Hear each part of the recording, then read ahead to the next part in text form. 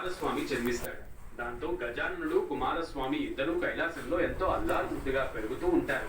కొంతకాలం తర్వాత దేవతలు మునులు కైలాసానికి చేరుకుని పరమేశ్వరుణ్ణి సేవించి, స్వామి, మాకు ఏ పని తలపెట్టినా సరే ఏదో ఒక విఘ్నాలు కలుగుతున్నాయి, కావున సర్వ విఘ్నాలకు ఒక అధిపతిని నియమించమని అడుగుతారు.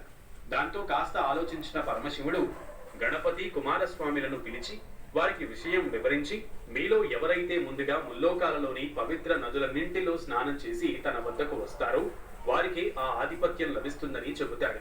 దీంతో కుమారస్వామి తన నెమలి వాహనంపై రువ్వున ఎగురిపోగా మూషిక వాహనం ఎక్కిన గజాననుడు ముందుకు కదలలేకపోతాడు. దానితో సూక్ష్మ బుద్ధిని ప్రదర్శించిన గణేశుడు కన్న తల్లిదండ్రులకు మించిన పవిత్ర స్థలం మరొకటి లేదని భావించి నారాయణ మంత్రం జపిస్తూ తల్లిదండ్రుల చుట్టూ ప్రదక్షిణ చేస్తాడు. ఆ మంత్ర ప్రభావంతో ప్రతి తీర్థంలోనూ కుమారస్వామి కంటే ముందే వినాయకుడు ప్రత్యక్షమవుతాడు.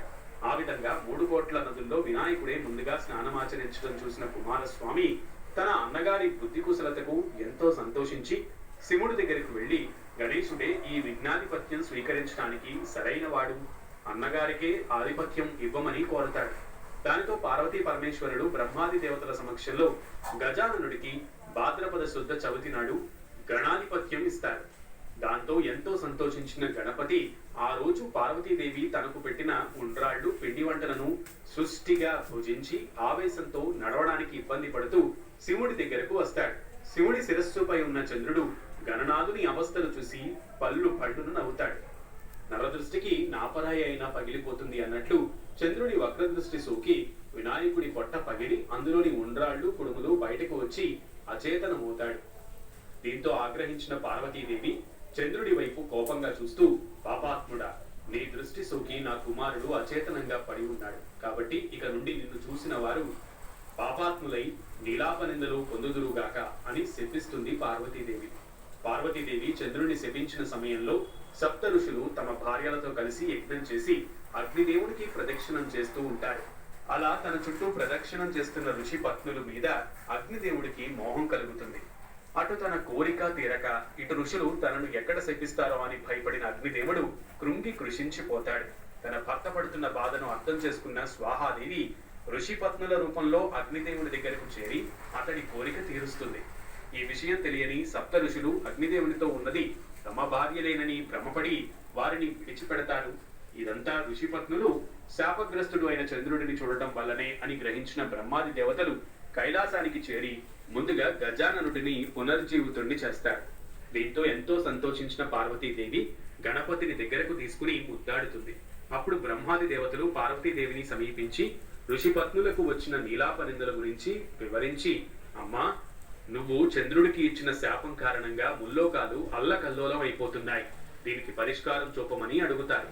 గణేశుడు పునర్జీవితుడు కావడంతో కాస్త శాంతించిన పార్వతీదేవి, సరే, ఏ రోజున చంద్రుడు విఘ్నేశ్వరుడిని చూసి నవ్వాడో ఆ రోజు చంద్రుణ్ణి చూడకూడదు అని శాపాన్ని కొంచెం మారుస్తుంది. ఆ రోజు నుంచి ప్రజలందరూ భాద్రపద శుద్ధ చవితి నాడు చంద్రుణ్ణి చూడకుండా జాగ్రత్తగా ఉంటున్నారు.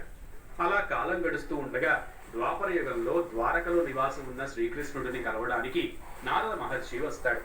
కాసేపు కుశల ప్రశ్నలు అయిన తర్వాత నారదుడు శ్రీకృష్ణుడికి పార్వతీదేవి చంద్రుడికి ఇచ్చిన శాపం గురించి వివరించి, ఈ రోజు భాద్రపద శుద్ధ చవితి, ఈ రోజు పొరపాటున కూడా చంద్రుడిని చూడవద్దు, ఒకవేళ చూస్తే నీలాపనిందలు మోయవలసి వస్తుంది అని చెప్పి వెళ్లిపోతాడు.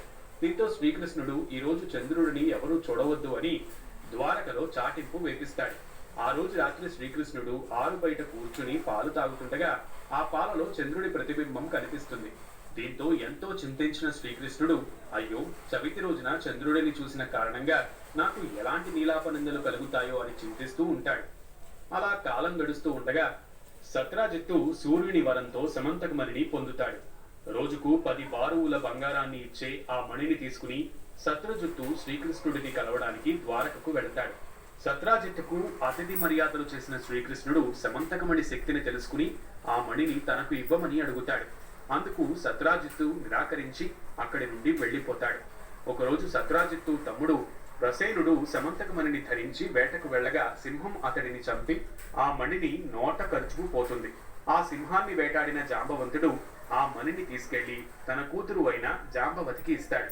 అసలు విషయం తెలుసుకోని సత్రాజిత్తు తన తమ్ముడిని శ్రీకృష్ణుడే చంపి సమంతకమణిని దొంగలించాడని నిందారోపణ చేస్తాడు.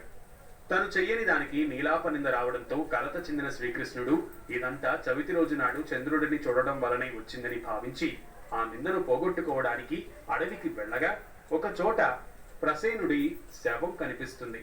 అక్కడి నుంచి సింహం అడుగులు కనిపిస్తాయి. శ్రీకృష్ణుడు ఆ జాడలను వెతుకుతూ వెళ్లి ఒక పర్వత గుహలోకి ప్రవేశిస్తాడు.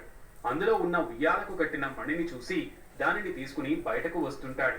ఆ మణిని శ్రీకృష్ణుడు తీసుకుని వెళుతుండటంతో అక్కడే ఉన్న జాంబవతి ఏడవడం మొదలు పెడుతుంది. కూతురి ఏడుపు విని జాంబవంతుడు కోపంతో శ్రీకృష్ణుడిపై యుద్ధానికి తలపడతాడు. వారిద్దరి మధ్య 28 రోజుల పాటు హోరాహోరీగా యుద్ధం జరుగుతుంది. తనలోని శక్తి రోజు రోజుకి తగ్గిపోతుండటంతో జాంబవంతుడు తనతో తలపడుతుంది సామాన్య వ్యక్తి కాదని, సాక్షాత్తు శ్రీరామచంద్రుడే అని తెలుసుకుంటాడు. దీంతో ఎంతో సంతోషించిన జాంబవంతుడు శ్రీకృష్ణుడికి నమస్కరించి సమంతకమణి